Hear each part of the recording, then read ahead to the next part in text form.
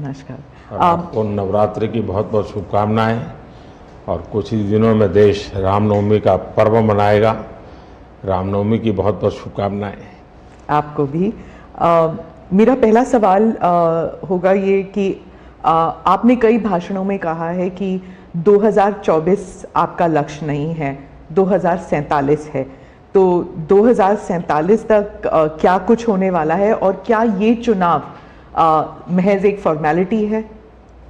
मैं समझता हूं कि 2047 को और 2024 दोनों को मिक्सअप नहीं करना चाहिए। दो अलग चीज़ें हैं। जब देश आज़ादी के 75 साल अमृत महोत्सव मना रहा था, उसी समय मैंने ये विषय सबके सामने रखना शुरू किया था, आज से 1-2 साल पहले।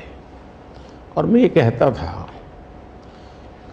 कि 2047 देश की आज़ादी के 100 साल होंगे। स्वाभाविक रूप से ऐसे जो माइलस्टोन होते हैं वो एक प्रकार से नया उत्साह भरते हैं, नए संकल्प के लिए व्यक्ति को तैयार करते हैं। और उस अर्थ में मेरा मत था कि एक मौका है, 75 साल पर हम खड़े हैं, 100 साल पहुंचने वाले हैं। इस 25 साल का सर्वाधिक उपयोग कैसे करें? हर इंस्टीट्यूशन, हर कोई अपना एक लक्ष्य बनाए कि मैं अपना गांव का प्रधान हूं, 2047 तक मेरे गांव में इतना तो मैं करूंगा। आरबीआई को मैं कार्यक्रम में भी गया, 90 साल का उनका कहा। तो मैंने कहा कि 10 साल बहुत महत्वपूर्ण है, आपके 100 साल होंगे, इस पर अभी से सोचिए। तो मेरे मन में 2047 ये भारत की आज़ादी के 100 साल और देश में एक प्रेरणा जगनी चाहिए। और आज़ादी के 100 साल अपने आप एक बहुत इंस्पिरेशन है, किसी व्यक्ति की जरूरत नहीं है। तो एक पार्ट तो वो है। दूसरा है 2024। 2024 ये चुनाव का हमारा जो क्रम है 5 साल का, उसके हिसाब से वो आया हुआ क्रम है। और मैं मानता हूं कि चुनाव ऑल टुगेदर डिफरेंट थिंग है। एक तरफ इस चुनाव में आप देखते हैं, लोकतंत्र में चुनाव को हमने लाइट नहीं लेना चाहिए। ये एक बहुत बड़ा महापर्व है और इसलिए मेरा तो मत है कि उत्सव के रूप में मनाना चाहिए। उससे जैसे स्पोर्ट्स, उसका जब फेस्टिवल होता है, स्पोर्ट्स के इवेंट होते हैं, वो स्पोर्ट्समैन स्पिरिट को पैदा करते हैं, प्रतिस्पर्धा भी। जब खेल का मैदान होता है तो देखने वाले, खेलने वाले, स्पोर्ट्समैन स्पिरिट का एक एनवायरनमेंट क्रिएट होता है जो हमारे संस्कार बन जाते हैं। चुनाव का ये माहौल अगर हम उत्सव में पलट दें, लोकोत्सव बना दें, तो हमारी रगों में, डेमोक्रेसी आने वाली पीढ़ियों के रगों में वो संस्कार बन जाती है। और लोकतंत्र के लिए बहुत आवश्यक है कि लोकतंत्र ये सिर्फ संविधान की सीमाओं में नहीं बंधना चाहिए, हमारी रगों में होना चाहिए, हमारे संस्कार में होना चाहिए। और उस अर्थ में मैं 2024 को देखता हूँ। ये बात सही है कि हमारा 25 साल का विजन, और उसमें मैंने बहुत काम किया है। और ये आज कर रहा हूँ ऐसा नहीं है। शायद मैं जब गुजरात में था तब भी इन दिशा में सोचता था। अब देखिए 2024 का चुनाव तो देश के सामने एक अवसर है कि एक कांग्रेस सरकार का मॉडल और एक बीजेपी सरकार का मॉडल, उनका 5-6 दशक का काम, मैं उनके लिए बहुत खुला मैदान छोड़ता हूँ। 5-6 दशक का काम और मेरा सिर्फ 10 साल का काम। कंपैरिजन कीजिए, किसी भी क्षेत्र में कंपैरिजन कीजिए, अगर कुछ कमियां होगी तो भी हमारी एफर्ट्स में कमी नहीं रही होगी। दूसरा, मुझे 10 साल में 2 साल तो कोविड की लड़ाई में जाना पड़ा और आफ्टर इफेक्ट भी बहुत था। फिर भी आज हम कंपैरेटिवली देश को स्पीड कहो, स्केल कहो, सर्वांगीण विकास की बात करें तो वो कहें, सर्वसमावेशक विकास की बात कहें तो वो देखें। हर पैरामीटर पे आपको कांग्रेस के मॉडल से एक ऐसा मॉडल नजर आ रहा है कि हाँ, इस रास्ते पर हम चलेंगे इतनी गति से, और गति और बढ़ानी है मुझे। अगले टर्म में गति भी बढ़ानी है और स्केल भी बढ़ाना है, तो वो तो मेरा लक्ष्य ही है। दूसरा, आप देखेंगे कि जब देश चलाने की देशवासी जिम्मेवारी देते हैं तो आपका सिंगल माइंडेड फोकस होना चाहिए। देश के लोग दुर्भाग्य से पहले की राजनीतिक कल्चर ने परिवार को कैसे मजबूत बनाना, परिवार की जड़ों को कोई उखाड़ न दे, उसी में शक्ति लगाते रहे। जबकि मैं देश मजबूत इसी एक लक्ष्य को लेकर के काम कर रहा हूं। मेरी सरकार पूरी उस लक्ष्य को लेकर के काम रही है। और जब देश मजबूत होता है तो हर कोई उसका बेनिफिशियरी संतोष अनुभव करता है। कहा यार कुछ तो हो रहा है, मेहनत तो कर रहा है, ईमानदारी से कर रहा है, इन चीज़ों का इम्पैक्ट होता है। तो 2024 ये चुनाव है और चुनाव का मैदान है, तो हम एक अपने ट्रैक रिकॉर्ड को लेकर के गए हैं और वे अपने ट्रैक रिकॉर्ड को लेकर के आए हैं। अब प्रधानमंत्री जी, आपने दो चीज़ों का जिक्र किया जिसके बारे में पूछना चाहूँगी। एक तो वो जब आरबीआई में जब आपने कहा 2014 विजन वगैरह की बात कर रहे थे, तो जब आप कहते हैं कि ट्रेलर है, आपके स्पीचेस में कहते हैं अभी तो ट्रेलर है, मैं बहुत कुछ करने वाला हूँ, तो एक कस्बा होता है जो थोड़ा नर्वस हो जाता है कि करने क्या वाले हैं मोदी जी। एक वो नर्वस होते हैं जो दूसरी जिनका विश्वास आप पर पूर्ण तरह है, वो सोचते हैं कि हाँ अभी और काम बाकी है और मोदी जी उसे अंजाम देने वाले हैं। तो दोनों के लिए आप अगर हमें बताएं कि विजन क्या है कि 2047 तक किस तरह ये विजन सक्सेसफुल होगा, क्या आपका गेम प्लान है? जब मैं कहता हूँ कि मेरे मन में बहुत बड़े बड़े प्लान है और उसके लिए बहुत बड़े बड़े फैसले हैं, किसी को डरने की ज़रूरत नहीं है। मेरे निर्णय किसी को डराने के लिए नहीं है, किसी को दबाने के लिए भी नहीं है। मेरे निर्णय देश के सर्वांगीण विकास के लिए है, जन कल्याण के लिए है। देश के युवाओं के एस्पिरेशंस को मैं देर करना नहीं चाहता हूँ, मैं समय बिगाड़ना नहीं चाहता हूँ, उस अर्थ में मैं कह रहा हूँ। दूसरी बात है, ज़्यादातर सरकारों का स्वभाव होता है वो ये मिजाज में रहते हैं हमने तो सब कुछ कर लिया, हम तो सब कुछ करते हैं। मैं नहीं मानता हूँ मैंने सब कुछ कर लिया है। मैंने ज़्यादा से ज़्यादा करने का प्रयास किया है, सही दिशा में जाने का प्रयास किया है। फिर भी बहुत कुछ है जो मुझे अभी भी करना है, क्योंकि मैं देखता हूँ मेरे देश की कितनी आवश्यकताएं हैं। हर परिवार का सपना, वो सपना कैसे पूरा हो, ये मेरे दिल में पड़ा हुआ है। और इसलिए मैं कहता हूँ जो हुआ है वो ट्रेलर है, आपको अच्छा लगा है, लेकिन मैं बहुत अधिक करना चाहता हूँ, उस अर्थ में मैं उस बात को कहता हूँ। दूसरी बात है कि 2047 का जो विजन का सवाल है, एक तो मैं लंबे समय तक मुख्यमंत्री रह करके आया हूँ और मैं अनुभव करता था कि बार बार चुनाव, आचार संहिता, किसी भी राज्य में चुनाव हो तो मेरे राज्य से 30-40 सीनियर अच्छे अफसर ऑब्जर्वर के नाते जाते थे इलेक्शन ड्यूटी, तो 40-50 दिन तक वो बाहर रहते थे। तो मुझे चिंता रहती थी कि मैं सरकार कैसे चलाऊं, क्योंकि देश में ऐसे चुनाव होते ही रहते और मेरे ऑब्जर्वर जाते रहते। तो फिर मैंने सोचा कि मैं ये इसको वैकेशन नहीं मानता हूँ। मैं चुनाव होगा तो उस पीरियड को वैकेशन के रूप में नहीं लूँगा। मैं अफसरों को पहले से काम देता हूँ, भाई अगली सरकार के लिए ये काम करो। तो मैं उस समय भी 100 दिन का प्लान करता था हाँ, उसी पे पूछना था मुझे। हाँ। अभी तो चुनाव हो ही रहे हैं, अभी रिजल्ट्स भी नहीं आए और आप 100 दिन का प्लान बना रहे हैं। मैं चुनाव में जाने से पहले शुरू किया। हाँ। और दरअसल मैंने कैसे किया कि मैं पिछले 2 साल से 2047 को ध्यान में रख के काम करता था, और उसके लिए मैंने देश भर में लोगों के ओपिनियन मांगे, सुझाव मांगे।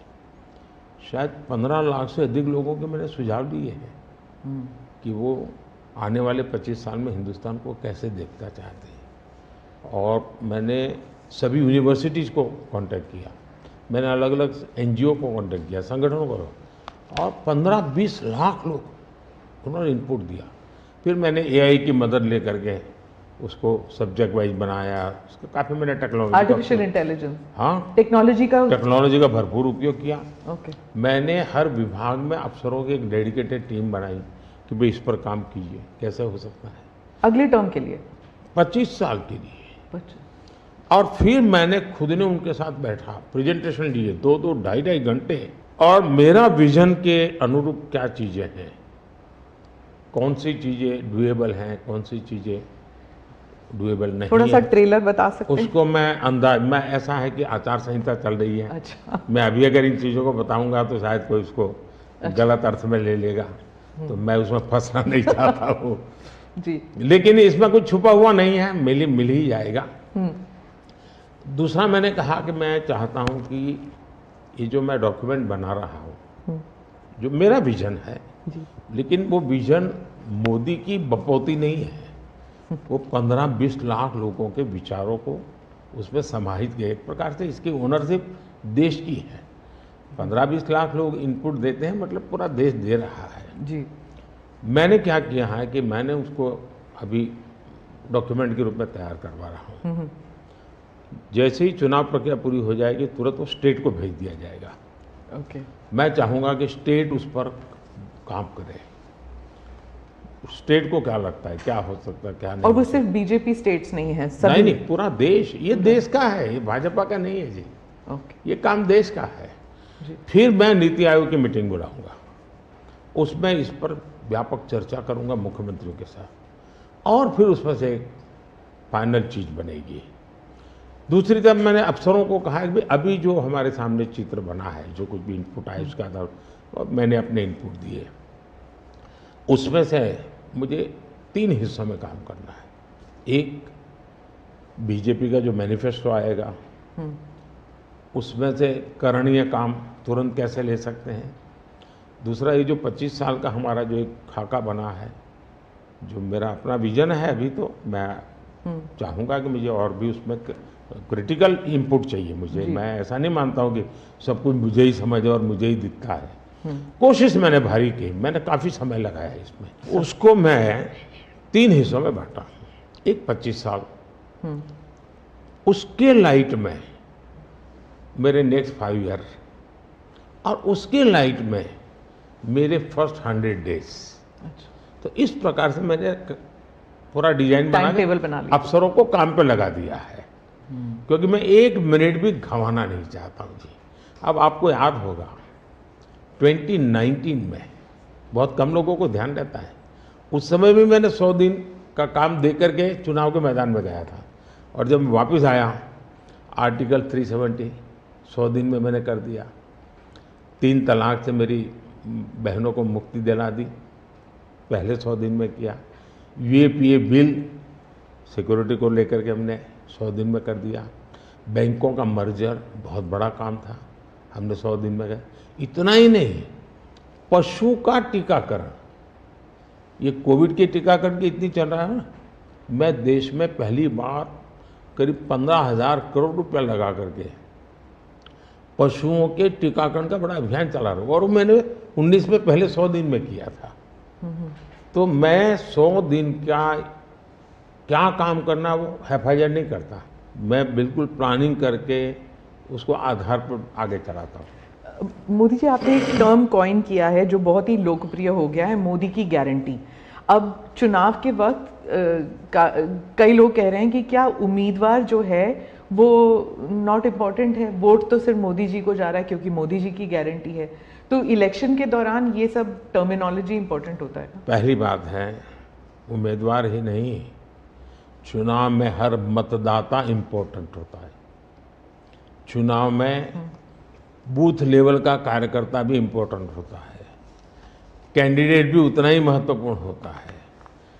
और इसलिए ये कह देना कि और किसी का महत्व नहीं होता है, ये वरना इतना बड़ा चुनाव हो ही नहीं सकता है जी, तो बहुत महत्व होता है। जहाँ तक गारंटी का सवाल है, आज हमारे यहाँ दुर्भाग्य से शब्दों के प्रति जो कमिटमेंट होना चाहिए वो एक प्रकार से लग रहा है कि ये तो चलते का नाम गाड़ी, कुछ भी बोल दो, कहीं पर भी बोल दो, कोई जिम्मेवारी नहीं। अब आप देखा होगा इन दिनों एक नेताजी के पुराने ढेर सारे वीडियो बाजार में घूम रहे हैं और उनके एक विचार से दूसरा विचार कितना कॉन्ट्राडिक्टरी है। अब लोग एक साथ देखते होगा, अरे ये आदमी इतना हमें मूर्ख बनाता था, हमारी आंख में धूल झोंकता। अभी मैंने एक नेता का भाषण सुना, उन्होंने कहा एक झटके में मैं गरीबी हटा दूंगा। अब जिनको 5-5, 6-6 दशक देश का राज करने को मिला, वो जब आज कहेंगे कि मैं एक झटके में गरीबी हटा दूंगा, तो देश सोचता है ये क्या बोल रहे हैं जी। तो मुझे लगता है पॉलिटिकल लीडरशिप की क्वेश्चनेबल होती जा रही है। ऐसे में प्राण जाए और वचन न जाए,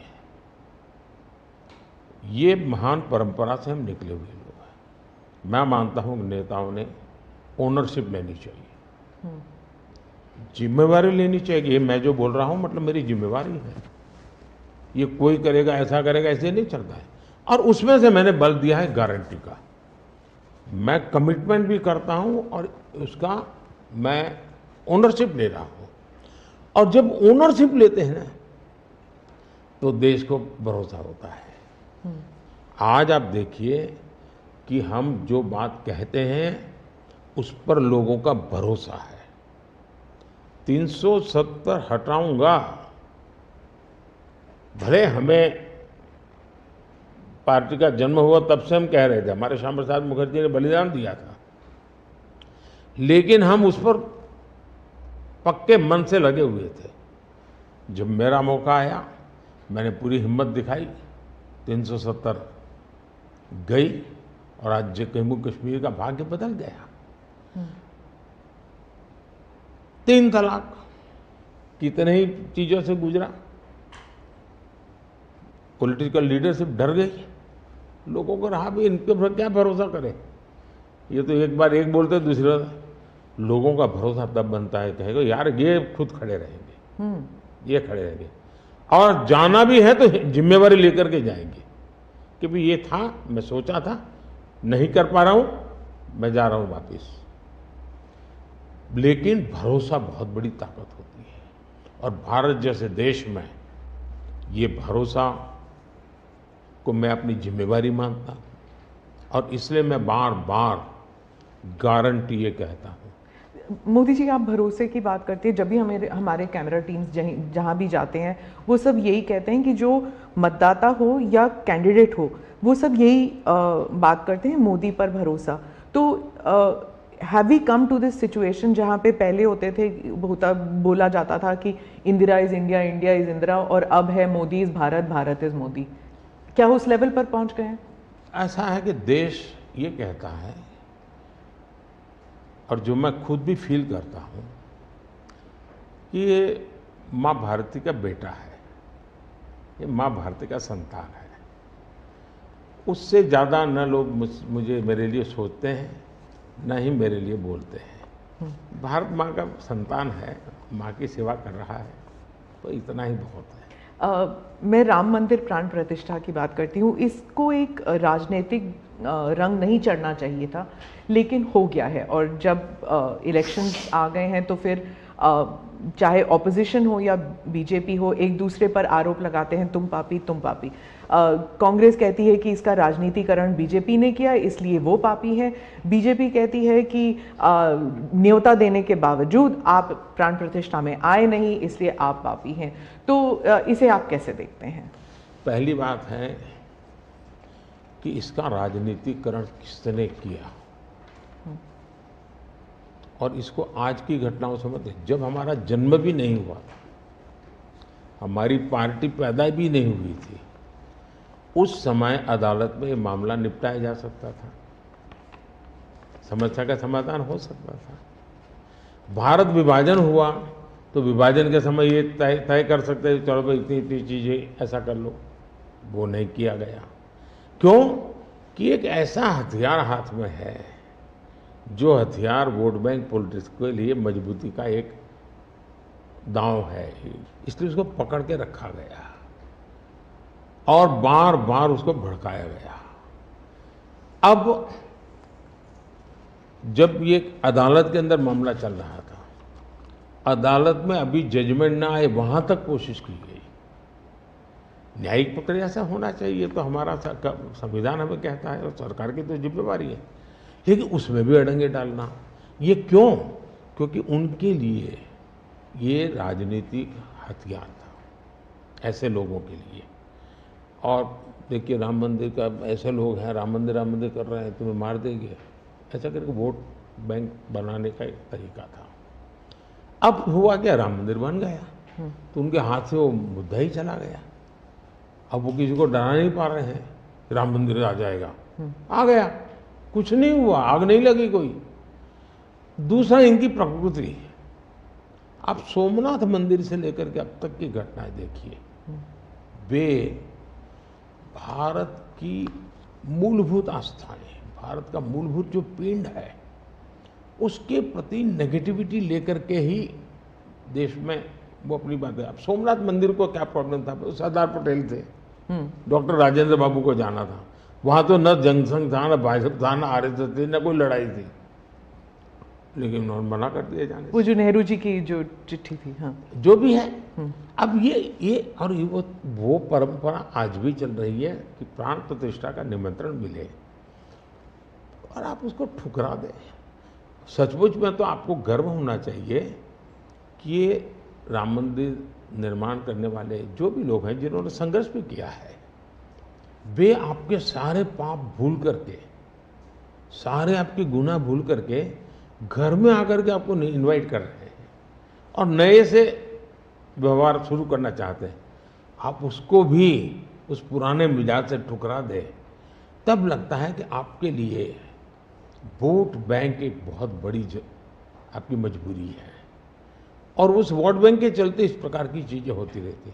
और ये किसी को नीचा दिखाना, किसी का अपमान करना, ये अपना अधिकार मानते हैं। और मैं कभी कभी कहता हूँ, ये तो नामदार है, हम तो कामदार है। अब मैं नॉर्थ ईस्ट जाऊँ, वहाँ के लोग कोई कपड़े पहना दे, मैं पहनता हूँ, उसकी भी मजाक उड़ाना।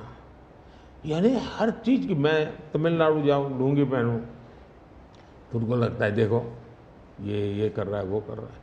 मैं हैरान हूँ जी, इतनी नफरत लोकतंत्र में नहीं होती है, नहीं होनी चाहिए। देखिए हमारे लिए, मैं मानता हूँ ये न राजनीति का विषय हम लोगों के लिए है, न होना चाहिए और न कभी होगा। हमारे लिए एक जबरदस्त आस्था का विषय है जी। और ये कोई प्रभु राम का संबंध कोई मेरे कारखाने में नहीं आया जी, हजारों साल से, और दुनिया के अनेक देशों में है। जब ये राम मंदिर का निमंत्रण देने के लिए ट्रस्ट के लोग मुझे आए, उन्होंने ठुकरा दिया। मैं सोचने लगा, इतना बड़ा मुझे दायित्व दिया जा रहा है, मैं अपने आप को योग्य कैसे करूं, अपने आप को योग्य कैसे बनाऊं। तो मैंने कुछ लोगों की एडवाइस ली, कुछ संतों की, कुछ जानकार लोगों की, मेरी स्पिरिचुअल लाइफ से जुड़े हुए कुछ लोगों को मैंने पूछा कि भाई मैं इसको एक प्रधानमंत्री के रूप में इस कार्यक्रम को नहीं लेता हूँ, एक राम भक्त के रूप में करना चाहता हूँ, मुझे क्या करें। उसमें से मुझे सुझाव आया, तो सुझाव तो बहुत, लेकिन मैंने फिर कुछ अध्ययन भी किया और मैंने मनोमन तय किया कि मैं 11 दिन का अनुष्ठान करूँगा। और मैं ज़मीन पे सोता था, नारियल के पानी पर रहता था और तय किया मैं प्रभु राम जहाँ जहाँ गए थे उसमें जहाँ भी मैं जा सकता हूँ जाने का प्रयास करूँगा। और वहाँ मैं अपना, जब मैं श्रीरंगम मंदिर में गया दक्षिण भारत में, हाँ। दक्षिण भारत में। और कंब रामायण का मैंने पाठ किया वहाँ। तब मुझे वहाँ के लोगों ने बताया कि साहब 800 साल पहले जब कंब रामायण की रचना हुई तो पहला पाठ इसी जगह पे हुआ था। और मैं देख रहा सबके आंख में आंसू थे। ये जो मैंने अनुभूति की है साउथ में खास करके, यहाँ बैठे हुए लोगों को अंदाज नहीं आएगा जी कि क्या भक्ति है, क्या आस्था है और कितनी पवित्रता है उसमें।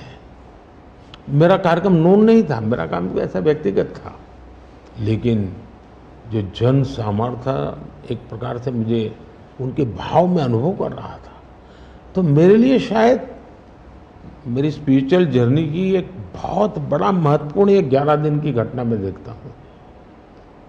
मैं और राम मंदिर प्राण प्रतिष्ठा को मैंने बहुत गंभीर लिया था जी। मैंने एक इवेंट के रूप में नहीं लिया था जी, मेरे लिए वो इवेंट नहीं था। वो एक स्पिरिचुअल मूवमेंट था आपके लिए? मैं मानता, मुझे दिखता था वो 500 साल का संघर्ष, मुझे दिखता था 140 करोड़ लोगों की श्रद्धा, सपने, और देश के गरीब गरीब लोगों ने पाई पाई दे करके मंदिर बनाया है जी। ये मंदिर 3 चीजें मैं देखता हूँ। एक, 500 साल का अविरत अखंड एक निष्ठ संघर्ष, लाखों लोगों का एक काम के लिए बलिदान। दूसरा, लंबी न्यायिक प्रक्रिया, इतने सालों की न्यायिक प्रक्रिया, और न्यायिक प्रक्रिया के हर तराजू से तुल करके निकला हुआ, कसौटी हुआ। दूसरा, टेक्नोलॉजी का उपयोग, ASI के द्वारा उसकी खुदाई, सबूत, ये एक बहुत बड़ा। और चौथा, हिंदुस्तान के कोटि कोटि लोगों ने 1-1, 2-2, 5-5 रुपया जो भी दे सकते हैं दे करके ये मंदिर बनाया है। ये मंदिर सरकारी खजाने से नहीं बना है। ये ऐसे पहलू हैं कि जो भारत के स्वाभिमान को, भारत के सामर्थ्य को, भारत के सपनों को, भारत के संकल्प को और भारत के आने वाली पीढ़ी को बहुत बड़ी प्रेरणा देने वाले हैं। हम दक्षिण भारत की बात करते हैं तो पहले मैं दक्षिण भारत के कुछ मुद्दों के बारे में उठाऊंगी। बीजेपी का एक ऐसा नेता तमिलनाडु में उभर के आया है जो इसके लिए मीडिया अटेंशन काफ़ी कुछ आ रहा है, वो है अन्नामलाई जी। तो वो काफ़ी कॉन्फिडेंट है कि तमिलनाडु में बीजेपी को डबल डिजिट फिगर आएंगे। तो क्या ये उनका ओवर कॉन्फिडेंस है कि आप भी तमिलनाडु इतनी बारी जा चुके हैं? पहली बात है कि तमिलनाडु जनसंघ के जमाने से और भारतीय जनता पार्टी, मैं कहता हूँ 5-5 पीढ़ी हमारी इस विचार के लिए वहाँ खप चुकी है। तो एक निरंतर काम चला है। जब कांग्रेस से लोग निराश हुए तो प्रादेशिक पक्षों की तरफ गए, और लंबे अरसे तक प्रादेशिक पक्षों का जो कुछ भी कामकाज देखा है, अब लोग निराश हो गए। निराशा के इस माहौल में उन्होंने दिल्ली में भाजपा की सरकार का मॉडल देखा, हिंदुस्तान में अन्य राज्यों में भाजपा की सरकार का मॉडल देखा, देश भर में जो तमिल बंधु रहते हैं उन्होंने अपने घरों में जाके बताया भी हम जिस राज्य में रहते हैं वहाँ तो ये हो रहा है। तो लोग स्वाभाविक तमिल प्रजा कंपैरिजन करने लगी कि जो हवा खड़ा किया गया था ये तो अच्छा काम कर रहे हैं। अब जैसे मैंने तमिल काशी संगम किया तो तमिलनाडु में DMK पार्टी वाले लोग ये तो पानीपुरी वाले करके मजाक उड़ाते थे, लेकिन जब तमिलनाडु के लोग काशी संगम कार्यक्रम में आए और काशी का रूप रंग देखा, उन्होंने कहा ये हमने तो जो सुना था ऐसा नहीं है, ये तो बहुत डेवलप दिखता है, बड़ी प्रगति हो रही है, IT का नेटवर्क दिखता है। तो सोचने का तरीका बदलने लगा और उसके कारण DMK के प्रति जबरदस्त गुस्सा पैदा हुआ है। मैं कल्पना नहीं करता हूँ इतना बड़ा गुस्सा पैदा हुआ है। वो गुस्सा पैदा डाइवर्ट हो रहा है बीजेपी की तरफ पॉजिटिव वे में। और अन्नामलाई एक बहुत ही अच्छे आर्टिकुलेट है, यंग है, बहुत ही अपनी IPS कैडर में बहुत बड़ी प्रतिष्ठित नौकरी छोड़ कर के आए हैं, दूसरा, लोग सोचते कि यार इतना बड़ा होनहार कैरियर छोड़ के आया आदमी, तो डीएमके या डीएमके में चला जाता, उसकी तो जिंदगी बन जाती। तो वो नहीं गया, वो बीजेपी में आया। तो लोग आप यार ये बीजेपी में गया मतलब कुछ मेटल है, कुछ अच्छे इरादे वाला इंसान लगता है। तो स्वाभाविक रूप से उसके आकर्षण का केंद्र बना है। और मेरी पार्टी की विशेषता है, हम हर स्तर के हर छोटे मोटे कार्यकर्ता जिसमें क्षमता है उनको अवसर देते हैं। हमारा कोई परिवारवादी तो पार्टी है नहीं, परिवार से चलित पार्टी नहीं है। जिन पार्टियों में of the family, by the family and for the family होता है, और इसलिए हमारे यहाँ तो हर एक को अवसर मिलता है। फैमिली बेस्ड पॉलिटिक्स अगर हम बात करें तो तमिलनाडु में डीएमके ने कहा है कि उन्होंने काफ़ी बयान दिए हैं सनातन के खिलाफ, और वो तो काफ़ी अरसे से करते आए हैं, काफ़ी दशकों से उनका एंटी सनातन पोजीशन रहा है। लेकिन अब जो है वो लोग थोड़ा बहुत आक्रोश दिखने को मिल रहा है। तो आप क्या समझते हैं कि is it because of awareness कि लोग बीजेपी की तरफ मुड़ रहे हैं, या फिर सनातन के खिलाफ जो उनके स्टेटमेंट्स है वो बाकी राज्यों में भी ये फैल रहा है? अब मैं इस सवाल को जरा अलग तरीके से देखता हूँ। सवाल हमें कांग्रेस को पूछना चाहिए। जो कांग्रेस जिसके साथ किसी जमाने में महात्मा गांधी का नाम जुड़ा हुआ था, जो कांग्रेस जहां इंदिरा गांधी जी गले में माला खुलेआम पहन करके घूमती थी, रुद्राक्ष माला, जो हाँ रुद्राक्ष माला पहन करके घूमती थी इंदिरा जी। सवाल कांग्रेस को पूछना चाहिए कि तुम्हारी क्या मजबूरी है कि सनातन के खिलाफ इतना जहर उगलने वाले लोगों के साथ तुम क्यों बैठे हो भाई? क्या तुम्हारी राजनीति अधूरी रह जाएगी क्या? ये कौन सी कांग्रेस की सोच विकृति आ रही है? कांग्रेस में ये चिंता का विषय है। डीएमके का तो जन्म शायद इस नफरत में पैदा हुआ होगा, और धीरे धीरे वो नफरत का खेल भी उनका लोग स्वीकार करने नहीं लगे हैं, और इसलिए वो नए नए तौर तरीके अपना करके बोल रहे हैं। प्रश्न उनका नहीं है, प्रश्न कांग्रेस जैसी पार्टी का है कि उसने अपना मूल कैरेक्टर गंवा दिया है क्या? जब संविधान सभा में जो लोग बैठे थे तो ज़्यादातर गांधीयन लोग थे, ज़्यादातर कांग्रेस की विचारधारा से जुड़े हुए लोग थे, और पहला संविधान बना, उसके हर पेज पर जो पेंटिंग है रामायण, वो सनातन की ही परंपरा से जुड़े हुए हैं। तो आपका संविधान बना, उस संविधान में सनातन का गौरव का हिस्सा था, और आज सनातन को इतनी भयंकर गालियां देने की हिम्मत हो और आप उनके साथ चुनाव की राजनीति करें, उनके साथ मंच साझा करें। मजबूरी कांग्रेस की, ये देश के लिए चिंता का विषय है। और जो तमिलनाडु के मुख्यमंत्री और कुछ और दक्षिण के मंत्री हैं, मुख्यमंत्री हैं, वो कहते हैं कि जो दक्षिण है वो अलग इकाई है, उत्तर अलग इकाई है, दक्षिण भारत और उत्तर भारत, और बीजेपी जो है वो दक्षिण भारत में सेंध नहीं कर सकती। राहुल गांधी ने तो संसद में भी कहा था कि आप अगर पूर्व से देखें, बंगाल से देखें, उड़ीसा, आंध्र प्रदेश, तेलंगाना, तमिलनाडु, केरल तक जाएं, पूरे उस एरिया में बीजेपी सेंध नहीं कर पाएगी। दो अलग इकाई है क्या दक्षिण भारत और उत्तर भारत? पहली बात है, भारत बहुरत्ना वसुंधरा है। भारत विविधताओं से भरा हुआ देश है। यहाँ रेगिस्तान भी है, यहाँ समुद्री तट भी है, यहाँ हिमालय भी हैं, और यहाँ सह्याद्री भी हैं, यहाँ गंगा के पट भी हैं और कावेरी के पट भी हैं। तो भारत को टुकड़ों में देखना, ये भारत के प्रति नासमझी का परिणाम है। अगर यही भाव होता, अगर आप हिंदुस्तान में देखें, प्रभु राम के नाम से जुड़े हुए गांव कितने सबसे ज़्यादा कहाँ हैं? तो तमिलनाडु में है। इतने सारे गांव के नाम हैं कि उसमें राम तो होगा ही होगा। अब इसको आप कैसे अलग कह सकते हैं? किसको गले उतारेंगे आप? लेकिन भारत की विविधता है। पंजाबी जैसा होगा वैसा नागालैंड का व्यक्ति नहीं होगा, गुजराती जैसा होगा वैसा कश्मीर का व्यक्ति नहीं होगा। तो विविधता ही तो हमारी शक्ति है। हमने विविधता को सेलिब्रेट करना चाहिए। हमें गुलदस्ता ऐसा है भारत का जिसमें हर एक का अपना फूल दिखाई दे। ये भाव होना चाहिए। कांग्रेस कहती है कि बीजेपी और खासकर मोदी जी इस विविधता को अप्रिशिएट नहीं करते, एक रंग में ढालना चाहते हैं, और अगर 400 सीट जो आप कह रहे हैं अगर वो आ जाता है तो संविधान रद्द हो जाएगा, एक ही भाषा, एक ही रहन सहन, एक ही तरीका होगा और वो है जो मोदी जी कहेंगे। मैं समझ नहीं पाता हूँ कि जो व्यक्ति यूएन में जाकर के पहली बार दुनिया की सबसे पुरातन भाषा तमिल भाषा का गुणगान करता हो, किस आधार पर उस व्यक्ति को आप ऐसे आरोप लगा रहे हो? मेरा तो मत है, और मैं जब कपड़े अलग अलग राज्य के पहनता हूं तो उनको ये परेशानी हो रही है। मुसीबत उनकी है कि वो एक ढांचे में देश को डालना चाहते हैं।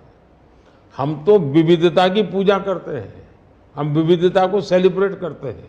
और मैं हमको हर एक को कहता हूं, जैसे हमने कहा कि भाई डॉक्टर बनना है, इंजीनियर बनना है, मातृभाषा में क्यों नहीं बन सकता है?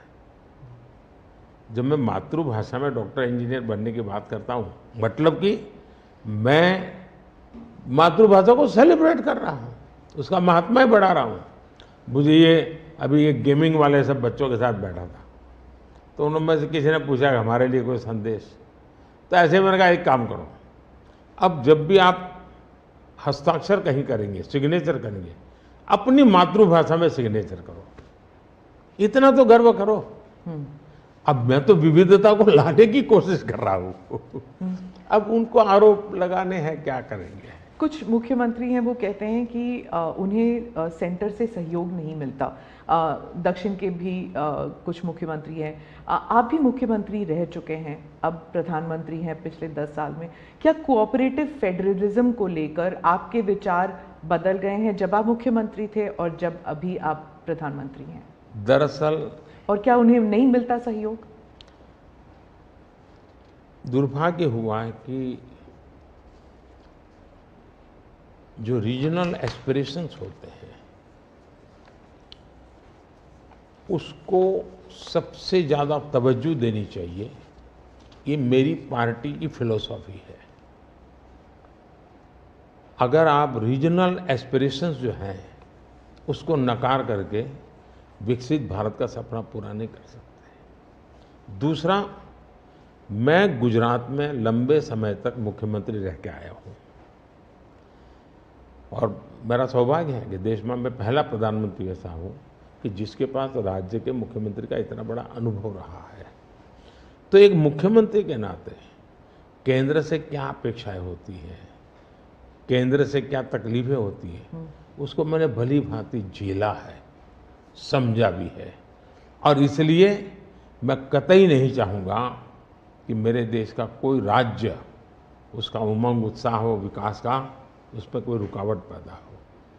अगर रुकावट हटा सकता हूँ और उसमें मैं उनकी मदद कर सकता हूँ, वो भी मैं करने के लिए, क्योंकि मुझे देश बनाना है। दूसरा, मैं जब गुजरात था तब भी मेरा मंत्र था, यहाँ सरकार यूपीए की थी, तब भी मेरा मंत्र था भारत के विकास के लिए गुजरात का विकास। मैं गुजरात का विकास करूंगा, क्यों? क्योंकि मुझे मेरा देश का विकास करना है। हमारे देश में वातावरण बनना चाहिए, और हमने एस्पिरेशनल डिस्ट्रिक्ट की कल्पना की। हर राज्य में हमने कहा कि ये राज्य के पैरामीटर के बराबर है। भारत सरकार ने योजना बनाई, उसकी मदद की। सभी राज्य आज हमारे एस्पिरेशनल डिस्ट्रिक्ट में और एस्पिरेशनल ब्लॉक में मिल करके हम काम कर रहे हैं, और बहुत अच्छे परिणाम नजर आ रहे हैं।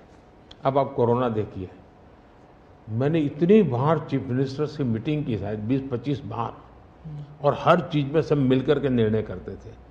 तो हम साथ मिल करके चले तो हम कोरोना के जंग को जीतने में सफल हुए। और मैं पब्लिकली कहता हूँ कि कोरोना की लड़ाई में भारत की सफलता का कारण, मैं सभी राज्यों का भी उतना ही योगदान है, मैं रिकॉग्नाइज करता हूँ। और इसलिए मैंने हमेशा कहा है कि देश को आगे ले जाना है तो हमें कॉम्पिटिटिव कोऑपरेटिव फेडरलिज्म चाहिए। हमारे यहाँ स्पर्धा होनी चाहिए, तंदुरुस्त स्पर्धा होनी चाहिए विकास की, तब जाकर के। अब देखिए G20, मैं G20 दिल्ली में कर सकता था, मैंने ऐसा नहीं किया। हिंदुस्तान के हर राज्य में G20 समिट किया, क्योंकि हर राज्य में G20 को सबसे ज़्यादा अवसर मिले, लोगों को उस राज्य को देखने का अवसर मिले, राज्य को अपना एक्सपोजर के लिए ग्लोबल प्लेटफॉर्म मिल जाए। क्यों? क्योंकि मैं चाहता हूं मेरा देश का हर कोना मेरे लिए देश ही है।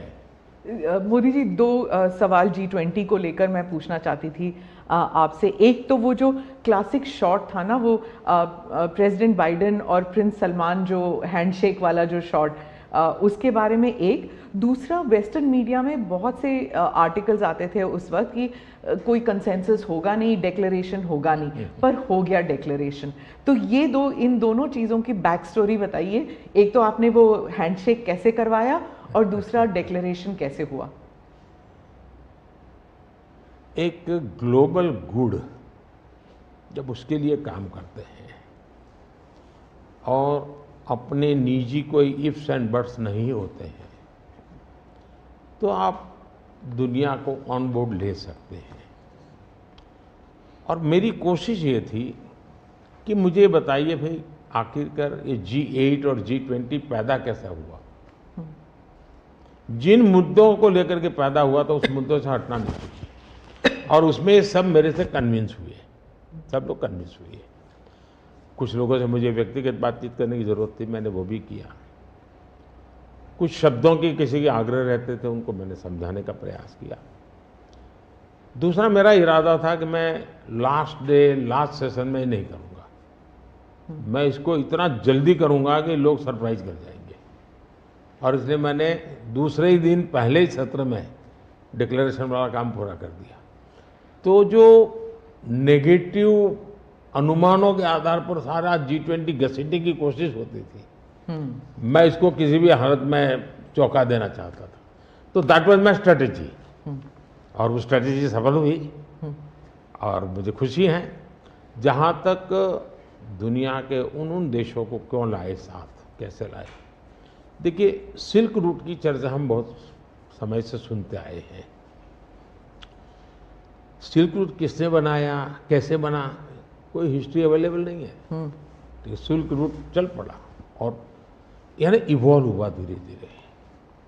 हम लोगों ने ये जो IMEC की दिशा में हम गए हैं, ये बहुत बड़ा गेम चेंजर बनने वाला है, और आने वाले हजारों साल उसका इम्पैक्ट है। जैसा सिल्क रूट का इम्पैक्ट हजारों साल रहा, वैसा इसको इम्पैक्ट रहने वाला है। और उसमें मैं सबको विश्वास हुआ कि भाई हाँ, ये तरीका है। उसमें गल्फ कंट्रीज का भी पॉजिटिव और प्रोएक्टिव रोल था। भारत ने एक अच्छी भूमिका निभाने का भारत को अवसर मिला। US, यूरोप हमारे साथ थे, और सबको लगा कि एक कॉन्क्रीट पॉजिटिव आउटकम निकलेगा, तो हम उसको लेकर के मिलते थे। तो उसमें स्वाभाविक था कि सऊदी किंग और प्रेसिडेंट बाइडेन और दोनों के साथ मेरी अच्छी मित्रता है, तो मैं किसी का भी हाथ भी पकड़ सकता हूँ, किसी की बात भी कर सकता हूँ। पर्सनालिटी पॉलिटिक्स भी आता है ना, क्योंकि देखिए आप कि अगर हम विदेश नीति की बात करें तो खाड़ी के साथ जो हमारे रिश्ते बेहतर हुए हैं, उसके लिए बहुत से लोग कहते हैं कि it is because of your personal intervention, आपको सम्मान भी दिया गया था वहाँ पर। तो चाहे ईस्ट एशिया हो या वेस्ट एशिया हो, इसमें पर्सनालिटी पॉलिटिक्स कहाँ तक इम्पोर्टेंट है कि आप उनके जो राष्ट्रपति हैं या प्रधानमंत्री हैं, उनके साथ आपका वाइबिंग होता है, आप उनके साथ बातचीत करते हैं और वो फिल्टर डाउन होता है, फिर कहाँ तक इसमें पर्सनालिटी पॉलिटिक्स भी है?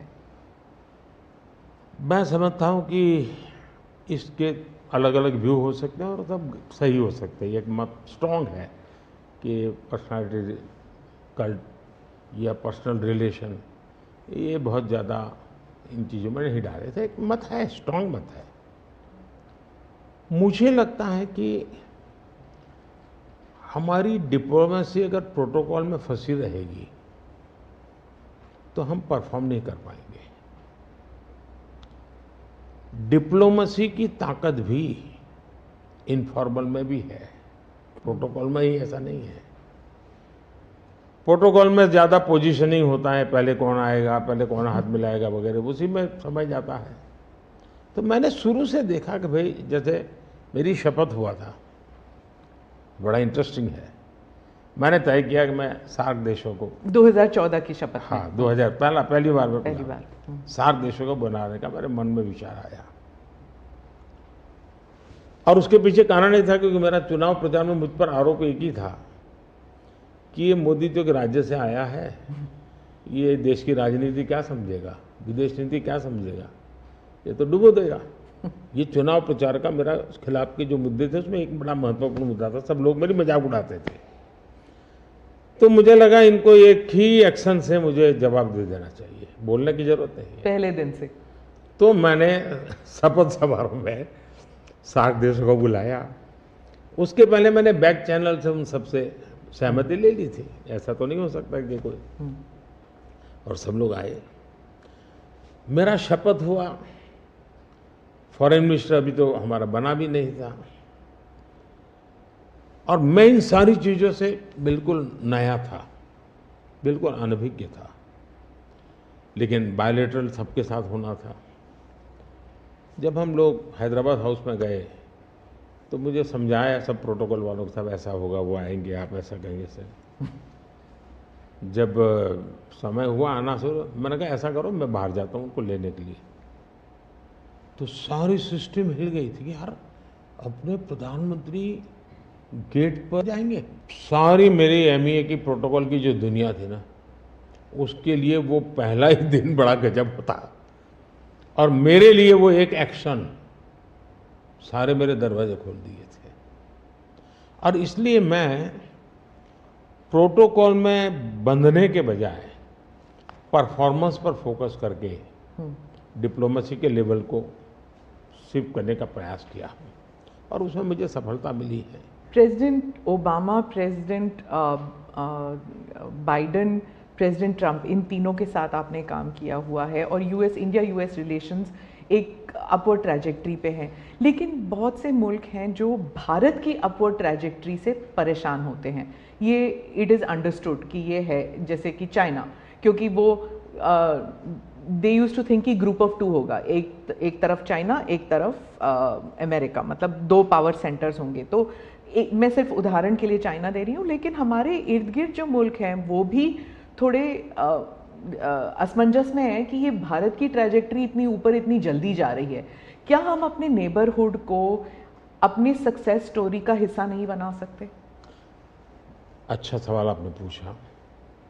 हमारी डे वन से पॉलिसी है, एक नेबर फर्स्ट, दूसरा एक्ट ईस्ट। तो जो हमारे ईस्टर्न पार्ट के जो हमारे आसियान कंट्री के देश हैं, उसमें हमने एक्ट ईस्ट पॉलिसी लिया है, यहाँ नेबरहुड फर्स्ट। तो ये हमारा डे वन से हमारे देश की भी पॉलिसी है और हमारी भी पॉलिसी है। पहले लूकैस था, मैंने आकर के उसको एक्ट ईस्ट कहा। लेकिन इसमें दूसरा, आज दुनिया के सैकड़ों मील दूर भी कोई देश है, उनको लगता है कि भारत की प्रगति में हमारा कोई बेनिफिट है, तो पड़ोसी क्यों नहीं देखेगा? आज पड़ोसी सबसे ज़्यादा खुश हैं क्योंकि भारत उनके सबसे, अब जैसे कोविड के कालखंड में कोई पड़ोसी देश ऐसा नहीं है कि जिसकी हमने मदद नहीं की हो। नेचुरल कैलेमिटी, कोई ऐसा देश नहीं है। अब जब नेपाल में भूकंप आया, फर्स्ट रिस्पॉन्डर हम थे। श्रीलंका में बहुत बड़ा क्राइसिस आया, उस क्राइसिस के समय सबसे ज़्यादा उनको मुसीबत में से बाहर निकालने का कोई काम किया है तो हिंदुस्तान ने किया, और पब्लिकली वो रिकग्नाइज करते, इसको कहते हैं।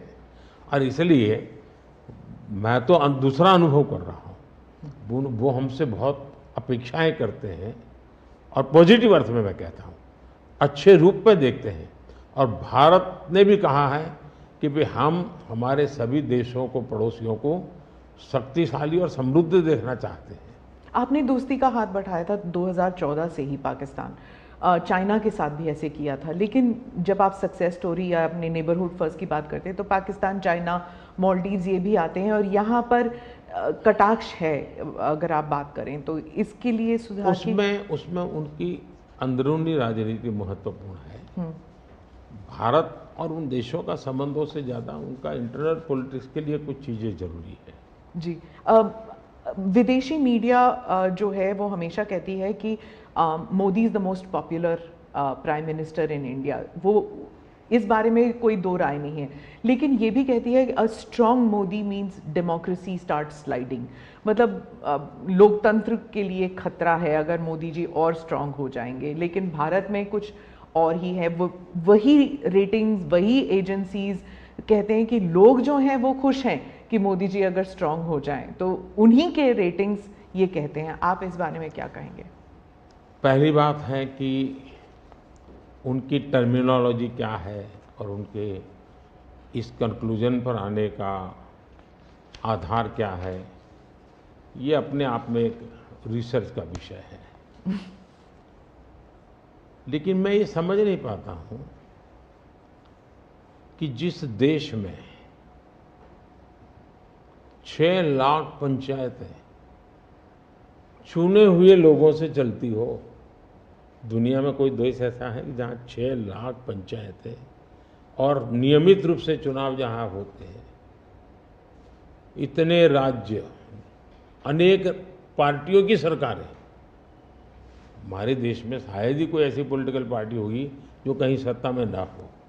तो ये सब होने के बावजूद अगर ये कहना कि सर्वसत्ताधीश कोई बन रहा है, तो ये तो मुझे लगता है उनको जानकारियों का अभाव है हिंदू। दूसरा, अगर मोदी सर्वसत्ताधीश के रूप में रहता तो G20 में मेरे अगल बगल में ही कर रहा है। मैंने तो राज्यों के पास, क्योंकि डेमोक्रेटिक कैरेक्टर है ये हमारा। मोदी जी एक, मैं मदर ऑफ डेमोक्रेसी इसकी दुनिया में गुंज कर रहा हूं, तो उनको क्वेश्चन हो रहा है, क्योंकि वो अभी भी स्वीकारने को तैयार नहीं कि भारत मदर ऑफ डेमोक्रेसी है। हाँ, एक सवाल था, यूक्रेन में जब युद्ध चल रहा था तो भारत के जो वहाँ पर छात्र थे उन्हें सुरक्षित रूप से वापस भारत लाया गया। ये एक दिल हिलाने वाला किस्सा था। इसमें आपने हॉस्टिलिटीज़ रोकने के लिए पर्सनल हस्तक्षेप किया था, पर्सनल इंटरवेंशन किया था, ये सुनने में आया है। तो इसके बारे में कुछ बताएंगे? देखिए, यूक्रेन की चर्चा जरा ज़्यादा हुई है खिलाफ, लेकिन मैं 14 से लेकर ऐसी कई घटनाएं हैं।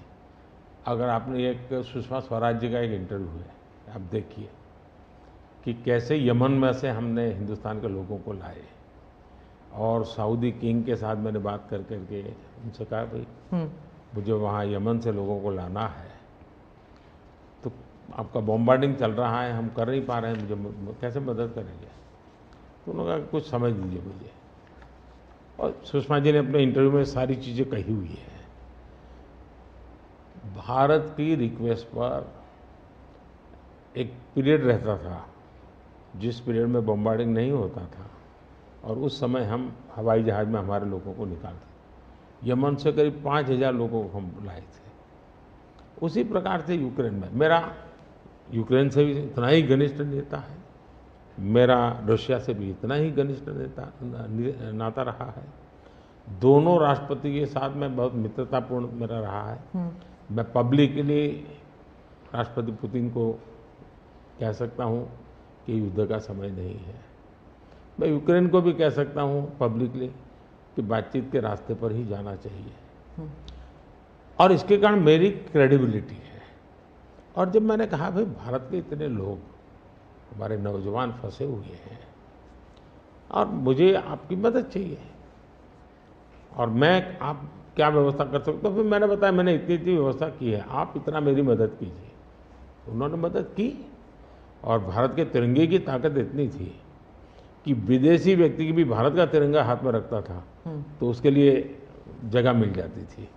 तो मेरा तिरंगा ही मेरी गारंटी बन गया था। मोदी जी, मैं डोमेस्टिक पॉलिटिक्स पे वापस आती हूँ। एक सवाल है इलेक्टोरल बॉन्ड्स के बारे में। राहुल गांधी जो हैं वो हर भाषण में कहते हैं, और विपक्ष के नेता भी कहते हैं कि इसमें धांधली हुई है।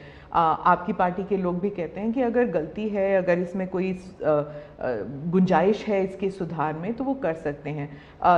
क्या ये गलत फैसला था इलेक्टोरल बॉन्ड्स का? पहली बात है कि हमारे देश में लंबे अरसे से चर्चा चली है कि चुनावों में काला धन एक बहुत बड़ा खतरनाक खेल हो रहा है। देश के चुनावों को काले धन से मुक्ति मिले, इसके लिए कुछ करना चाहिए। चर्चा लंबे समय से चल रही है। चुनाव में खर्च तो होता ही होता है, कोई इनकार नहीं कर सकता है। मेरी पार्टी भी करती है, सब पार्टियां करती है, कैंडिडेट भी करते हैं, और पैसे लोगों से लेने पड़ते हैं, सब पार्टियां लेती हैं। मैं चाहता था कि हम कुछ कोशिश करें कि इस काले धन से हमारे चुनाव को कैसे मुक्ति मिले, ट्रांसपेरेंसी कैसे आए। एक प्रामाणिक पवित्र विचार मेरे मन में था, रास्ते खोज रहे थे, एक छोटा सा रास्ता मिला, वही पूर्ण है वैसा हमने उस समय भी क्लेम नहीं किया था। पार्लियामेंट में डिबेट में सबने उसको सराहा भी था। आज जो लोग उलट पुलट बोल रहे हैं उन्होंने सराहा था, पार्लियामेंट डिबेट देख लीजिए। हमने कैसे कैसे काम किया, जैसे 1000 और 2000 के नोट खत्म कर दिए। चुनाव में वही बड़े बड़ी मात्रा में ट्रैवलिंग करते हैं, क्यों कि ये काला धन खत्म हो। हमने सुप्रीम कोर्ट ने कहा था कि 20,000 रुपये तक पॉलिटिकल पार्टियां कैश ले सकती हैं। मैंने कानून बनाकर, नियम बना करके 20,000 को 2,500 कर दिया। क्यों? क्योंकि मैं नहीं चाहता था कि ये कैश वाला कारोबार चले। फिर मैंने कहा है कि इलेक्टोरल बॉन्ड, कि जो पार्टी अपना सीक्रेसी मेंटेन करना चाहती है। होता था क्या, जैसे हम पहले बीजेपी में चेक से पैसा लेंगे तय किया, तो सब व्यापारी लोग हमें आकर के कहें साहब हम चेक से दे ही नहीं सकते। हमने कहा क्यों नहीं दे सकते? बोले हम चेक से देंगे तो हमें लिखना पड़ेगा, हम लिखेंगे तो जो सरकार है वो देखेगी कि ये विपक्ष को इतना पैसा दिया, तो हमें तो वो परेशान करेंगे। तो बोले हम तो पैसे देने के लिए तैयार है लेकिन चेक से नहीं देंगे। तो मुझे याद है हमारे 90 के दशक में जो चुनाव में हमको बड़ी दिक्कत आई थी, पैसे नहीं थे हमारे पास, और हम नियम लगा के बैठे थे कि हम चेक से लेंगे। देने वाले देने को तैयार थे, चेक से देने की उनकी हिम्मत नहीं थी। तो ये सारी चीज़ों का मुझे पता था। तो मैंने कहा भाई, तो हमने कहा भाई ऐसा है, अब देखिए इलेक्टोरल बॉन्ड न होते तो किस व्यवस्था में ताकत है वो ढूंढ के निकालते कि पैसा कहाँ से आया और कहाँ गया। ये तो इलेक्टोरल बॉन्ड की सक्सेस स्टोरी है कि इलेक्टोरल बॉन्ड थे तो आपको ट्रेल मिल रहा है मनी का, कि किस कंपनी ने दिया, कैसे दिया, कहाँ दिया। अब उसमें अच्छा हुआ बुरा हुआ वो विवाद का विषय हो सकता है, इसकी चर्चा हो। मुझे जो चिंता है वो, मैं ये कभी नहीं कहता हूँ निर्णय में कोई कमी नहीं होती है, निर्णय तो चर्चा कर सीखते हैं, सुधारते हैं, इसमें भी सुधार के लिए बहुत संभावना है। लेकिन आज हम पूरी तरह काले धन की तरफ देश को धकेल दिया है, और इसलिए मैं कहता हूँ सब लोग पछताएंगे जब बाद में ईमानदारी से सोचेंगे, सब लोग पछताएंगे। अब देखिए इलेक्टोरल बॉन्ड का भी विशेषता थी, कैसा झूठ चल रहा है। कुल देश में 3000 कंपनियों ने इलेक्टोरल बॉन्ड दिए हैं, उसमें 3000 में 26 कंपनियां ऐसी हैं जिन पर कार्रवाई हुई है। ये कहते हैं ना ईडी वीडी टिकना फला, 3000 डोनर है उसमें सिर्फ 26, और उनमें से 16 कंपनियां ऐसी थी छापा जब लगा उस समय बॉन्ड खरीदा। कोई जोड़ सकता है इसको, अगर बॉन्ड खरीदा, लोग ये जोड़ रहे हैं, उसकी विशेषता ये है कि ये जो 16 कंपनियों ने बॉन्ड खरीदा उसमें से 37 पैसा अमाउंट बीजेपी को डोनेशन में मिली। 63% बीजेपी के विरोधी पार्टियों को मिली, अगर पूरे जोड़े जाएं तो। हाँ, मैं ये 16 कंपनी जिसका ईडी सीबीआई कोई न कोई उस समय एक्शन भी हुआ और बॉन्ड भी निकला, 37% अमाउंट बीजेपी ने, 63 ऑपोजिशन को। क्या ईडी रेड करे और ऑपोजिशन को डोनेशन देने का कार्यक्रम वर्क करे? क्या बीजेपी ऐसा करेगी? इसका मतलब कि 63% पैसा विपक्ष के पास जाए और आप आरोप हम पर लगाएं, लेकिन उनको गोलमोल बोलना है और भाग जाना है। हम ट्रांसपेरेंसी की बात करते हैं तो विपक्ष कहता है कि ईडी, सीबीआई, आईटी, सारे के सारे इदारे जो हैं इलेक्शन कमीशन को भी जोड़ते हैं वो कि सारे इदारों पर बीजेपी हावी है और लेवल प्लेइंग फील्ड है ही नहीं, मतलब they already making the ground कि इलेक्शन जो है वो फेयर नहीं हो सकता। इसमें एक भी कानून मेरी सरकार ने नहीं बनाया, चाहे ईडी हो, सीबीआई हो, चाहे इलेक्शन कमीशन। ऊपर से हमने तो इलेक्शन कमीशन में सुधार किए हैं। आज इलेक्शन कमीशन बनता है तो ऑपोजिशन भी उसमें होता है। पहले तो प्रधानमंत्री एक फाइल पे साइन करके इलेक्शन कमीशन बना देता था, और जो उनके परिवार के साथ निकट जुड़े थे ऐसे ऐसे लोग इलेक्शन कमिश्नर बने थे। ऐसे लोग इलेक्शन कमिश्नर बने थे जो वहाँ से निकलने के बाद राज्यसभा के मेंबर बने, उनकी सरकार के मिनिस्टर बने। ऐसे इलेक्शन कमिश्नर बने थे जो कांग्रेस के बाद में कैंडिडेट बने, और इसलिए हम उस लेवल पे प्ले नहीं कर सकते। तो हमारा लेवल प्ले फील्ड हो ही नहीं सकता, हम ऐसे बन ही नहीं सकते। हम अच्छे रास्ते पर जाना चाहते हैं, हम उस रास्ते पर जाना नहीं चाहते। दूसरी बात है, आखिर ईडी सीबीआई कैसे बनी? ईडी वगैरह का आप देखेंगे या इलेक्शन कमीशन का अपने एक कहावत है, नाच न जाने आंगन टेढ़ा।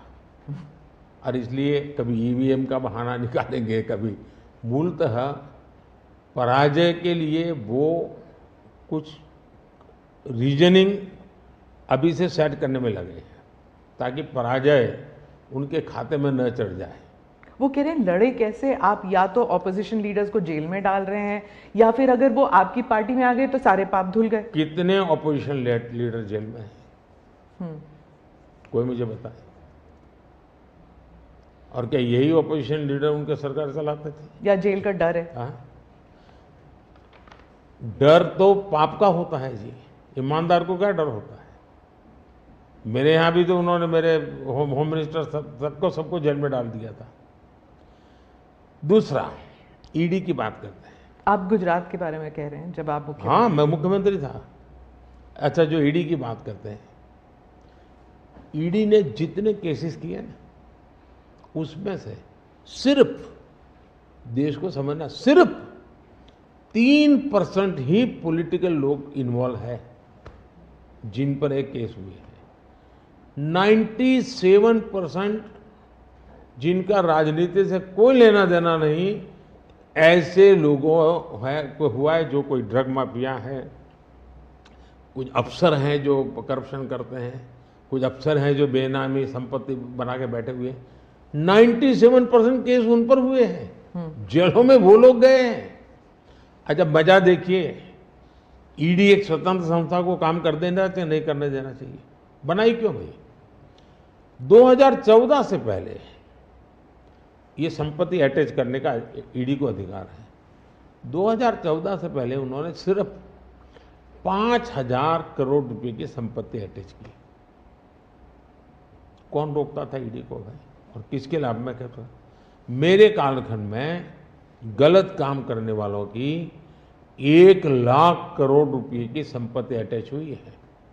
क्या ये देश की जनता का पैसा नहीं है? दूसरा आंकड़ा तो आप और हैरान हो जाओगे। 2014 पहले इसी ईडी ने देश में से 34 लाख रुपए, 34 लाख रुपया कैश जब्त किया था। मतलब कि स्कूल बैग में आ जाए इतना पैसा, स्कूल बैग में आ जाए। पिछले 10 साल में हमने 2,200 करोड़ रुपया कैश जब्त किया है, 2,200 करोड़ रुपया कैश जब्त किया है। कहाँ 34 लाख, कहाँ 2,200 करोड़? 34 लाख रुपया एक बैग में आ जाता है, 2,200 करोड़ रुपया सीव करना है तो वो हाथी का छोटा सा ट्रक आता है ना, 70 ट्रक लगेंगे तब जाकर इतना रुपया हमने ईडी ने हमारे यहाँ हमारे कालखंड में। इसका मतलब ये है कि ईडी सही काम कर रही है। कैश पकड़ा है भाई, लोग पकड़े नहीं, कैश भी पकड़ा है। और मेरा ये कमिटमेंट है जी, मैं ये कन्विंस हूं कि भ्रष्टाचार ने देश को तबाह करके रखा है। हमें देश में से भ्रष्टाचार के खिलाफ लड़ाई लड़नी चाहिए, पूरी ताकत से लड़नी चाहिए, और ये मेरा व्यक्तिगत रूप से मेरा ये कन्विक्शन बना हुआ है। एक सवाल आर्थिक इशू पर है कि जब इलॉन मस्क भारत आने वाले हैं और वो जब आपसे अमेरिका में मिले थे तो उन्होंने कहा था वो आपके प्रशंसक हैं, is a fan of yours. क्या हम भारत में टेस्ला कार, स्टारलिंक ये सब देखेंगे? और इससे जुड़ा एक सवाल था कि क्या जब ऐसे कंपनीज भारत में आएंगे तो क्या नौकरियां बढ़ेंगी? क्योंकि बहुत से लोग चाहते हैं कि, और थोड़ा भय भी है कि जब ये इंटरनेशनल कंपनीज भारत आएंगी तो क्या भारत में नौकरियां होंगी, नहीं होंगी? इन दोनों पर पूछना चाहती हूँ मैं। देखिए, पहली बात है, एलन मस्क मोदी के प्रशंसक है, वो अपनी जगह पे है। मूलतः वो भारत के प्रशंसक है और मैं अभी उनको मिला ऐसा नहीं। मैं 2015 में उनकी फैक्ट्री देखने गया था, वो कहीं बाहर थे, तो स्पेशली अपने सारे कार्यक्रम कैंसिल करके वो वापस आए। मुझे सब चीज़ें खुद ने अपनी फैक्ट्री में दिखाई और उनका विजन क्या है वो मैं उनसे समझा। मैं अभी गया तो दोबारा भी उनसे मिला था और अभी वो भारत आने वाले भी हैं। देखिए, भारत में पिछले 10 साल में दुनिया भर से हर क्षेत्र में पूंजी निवेश हो रहा है। अब हमारा ईवी मार्केट, इलेक्ट्रिक व्हीकल का मार्केट कितना बड़ा बना है, आपको जानकर के हैरानी होगी कि कितना बदलाव आया है, लोग पकड़ नहीं पाते। 2014-15 में हमारे देश में 2000 इलेक्ट्रिक व्हीकल थे, 2000 बिके थे। 14-15 में 2000 इलेक्ट्रिक व्हीकल बिके थे। 2023-24 में 12 लाख इलेक्ट्रिक व्हीकल बिके हैं। कहा 2000 का 12 लाख। इसका मतलब इतना बड़ा चार्जिंग स्टेशन का नेटवर्क बना है, पर्यावरण को बहुत बड़ी मदद मिली है। यानी एक प्रकार से, और उसको लेकर के हमने आपको एक पॉलिसी का रूप दिया है।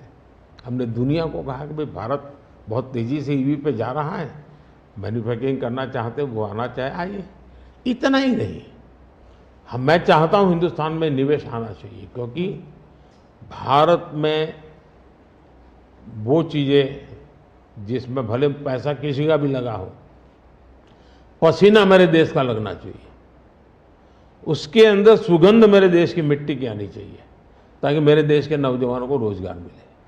और मैं उसके लिए, आप देखिए, गूगल उसका बड़ा काम यहाँ कर रहा है, सैमसंग यहाँ पर आया, एप्पल बहुत बड़ी मात्रा में यहाँ पर आया। हमारे यहाँ बड़ोदरा के अंदर एयरक्राफ्ट मैन्युफैक्चरिंग के लिए काम शुरू हुआ। सेमीकंडक्टर के लिए अभी तो ताइवान के एक लीडर का बड़ा अच्छा बयान भी आया। यानी हम हर क्षेत्र में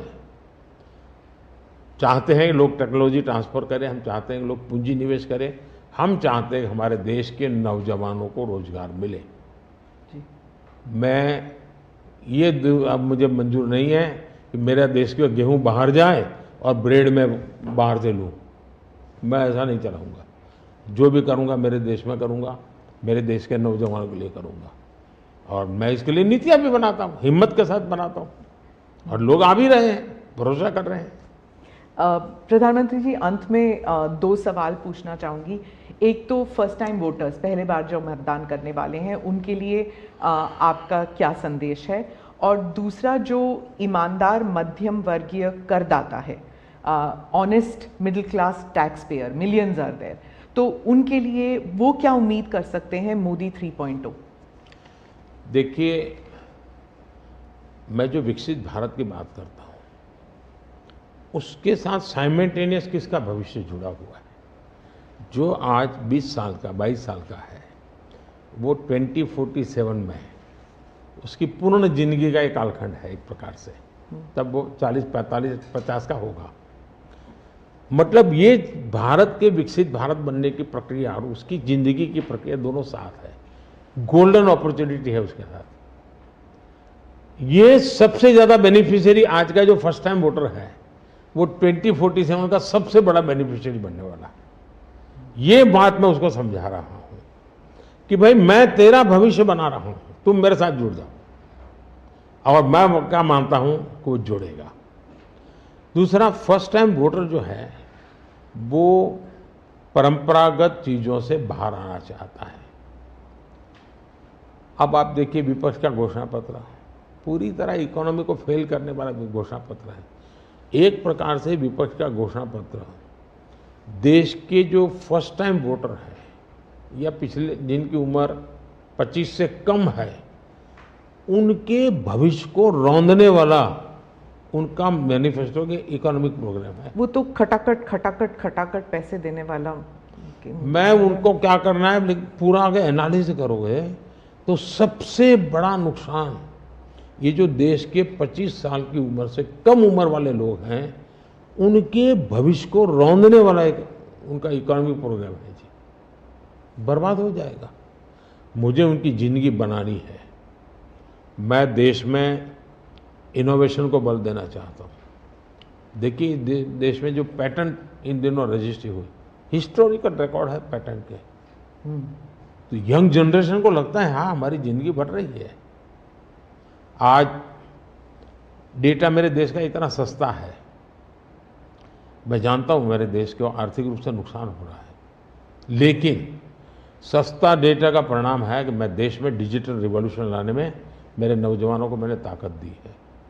आज वो दुनिया, मुझे अभी गेमिंग वाले बच्चे मिले थे, वो कहते थे साहब दुनिया के देश में हम खेलने के लिए जाते हैं, वहाँ डेटा इतना महंगा है। बोले हम 50 बार सोचते हैं, हम भारत के अंदर इतना हमारे लिए अवसर है, इतना सस्ता डेटा है तो हम हिम्मत कर रहे हैं। एजुकेशन में आज डेटा सस्ता होने के कारण उसको कितनी फायदा हो रहा है जी। लॉन्ग डिस्टेंस लर्निंग, हाँ हर चीज में, टेलीमेडिसिन में। ये जो हमने इन चीजों पर कंट्रोल करके रखा है, इसका बहुत बड़ा लाभ हो रहा है, बड़ा रिवॉल्यूशन हो रहा है। और जो मिडिल क्लास टैक्स पेयर है उसके लिए जो देखिए जहां तक टैक्स पेयर है, सचमुच में टैक्स पेयर का सम्मान होना चाहिए, टैक्स पेयर का गौरव होना चाहिए। आए दिन रास्ते चलते हर टैक्स पेयर को गाली देते रहेंगे तो देश कैसे चलेगा जी। ये मैं समझ नहीं आता हूँ ये किस सोच का परिणाम है। देखिए क्या बदलाव आया है। मैं टैक्स पेयर की बात करूँ, पिछले 10 वर्ष में ITR फाइल करने वालों की संख्या 2 गुने से अधिक हो गई। पहले 4 करोड़ से भी कम लोग ITR फाइल करते थे, आज 8 करोड़ से ज़्यादा लोग ITR फाइल कर रहे हैं। टैक्स कलेक्शन 3 गुना बढ़ोतरी हुई है। मतलब पहले जो नेट टैक्स कलेक्शन होता था वो 11 लाख करोड़ रुपए होता था, आज net tax collection 34 lakh crore रुपए हो रहा है। ये क्यों हो रहा है? उसको भरोसा है कि वो जो पैसा दे रहा है ना वो सही जगह पे उपयोग हो रहा है, विकास के काम, चोरी लूटफाट में नहीं आया, इसलिए वो विश्वास के कारण देने के लिए आगे आया है। दूसरा, 7 लाख रुपये तक की इनकम पर टैक्स हमने माफ कर दिया है, जो पहले 2-2.5 लाख पे अटका हुआ था।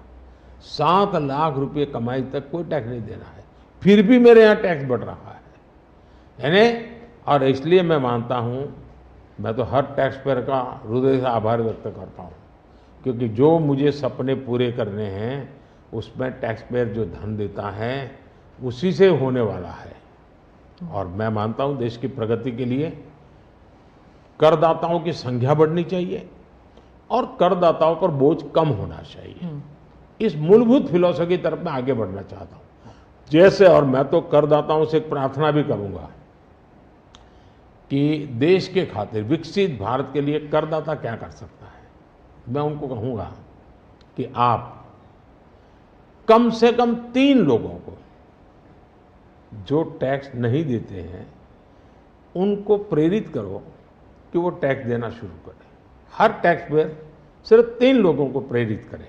और मैं उनको समझाता हूँ, जब मैं गरीब का घर बनाता हूँ उसमें जो ईंट लगती है ना, किसी न किसी टैक्स पेयर की ईंट है, वो उसका जो पुण्य है ना, वो जो परिवार उसमें रहता है, जो पुण्य संतोष व्यक्त करता है, उसका पुण्य उस टैक्स पेयर को जाता है।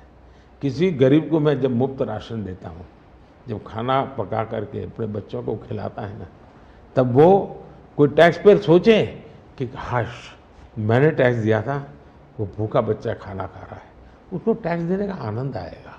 और इसलिए मैं टैक्स पेयर का धन, जन कल्याण के काम, इनको कोरिलेट कर करके ही चलना चाहता हूँ, ताकि देने वाले को संतोष हो कि मेरे पैसों से ये हो रहा है। ये बहुत बड़ी आवश्यकता है। और मैं बार बार कहता हूँ कि ये जो गरीब के घर की थाली है ना, उसका संतोष का जो पुण्य है ना, उसका हकदार कोई है तो देश का टैक्स पेयर है। मोदी जी, चुनाव के दौरान आपने वक्त निकाला और हमसे इतनी सारी बातें की, उसके लिए धन्यवाद। बहुत बहुत धन्यवाद आपको। और मेरे देशवासियों से ये फर्स्ट टाइम वोटर्स को मेरी अपील है कि देश के नाम वोट कीजिए। मैं उनको कोई राजनीतिक वोट के लिए नहीं कह रहा, देश के नाम वोट कीजिए। खुद का आने वाला 25 साल के भविष्य के लिए वोट करें, ये मैं उनसे आग्रह करूंगा। दूसरा, मैं देशवासियों का कहूँगा, मैं सभी पॉलिटिकल पार्टी के वर्कर्स को भी कहना चाहूँगा कि गर्मी बहुत है, धूप में सभी पार्टी के वर्कर दौड़ रहे हैं। मैं सभी पार्टी के वर्कर को कहूँगा, बहुत पानी पीजिए, बहुत पानी पीजिए, दौड़िए, बहुत दौड़िए, लेकिन पानी बहुत पीजिए, ताकि इस धूप में, इस गर्मी में, मतदाताओं को भी कहूँगा कि इतनी ही धूप क्यों ना हो, आप मतदान अवश्य करें। हो सके तो सुबह जल्दी जल्दी मतदान कीजिए। ये और लोकतंत्र के उत्सव के रूप में चुनाव को मनाएं, यही मेरी प्रार्थना होगी देशवासियों को। अगली चुनाव सर्दियों में कीजिएगा और 1 नेशन 1 इलेक्शन वाला। आपने सही मुद्दा उठाया। 1 नेशन 1 इलेक्शन हमारा एक कमिटमेंट है। हमने पार्लियामेंट में भी बोला हुआ है, हमने कमेटी भी बनाई थी, कमेटी का रिपोर्ट भी आया है। तो 1 नेशन 1 इलेक्शन के संबंध में देश में बहुत लोग ऑन बोर्ड आए हैं, सभी दलों ने, बहुत लोगों ने इसमें जो कमेटी को अपना सुझाव दिए हैं, बहुत ही पॉजिटिव सुझाव आए हैं और बड़े इनोवेटिव सुझाव आए हैं। और देश का बहुत बड़ा लाभ होगा अगर हम इस रिपोर्ट को लागू करवा पाते हैं तो। जी, धन्यवाद मोदी। नमस्कार, थैंक यू।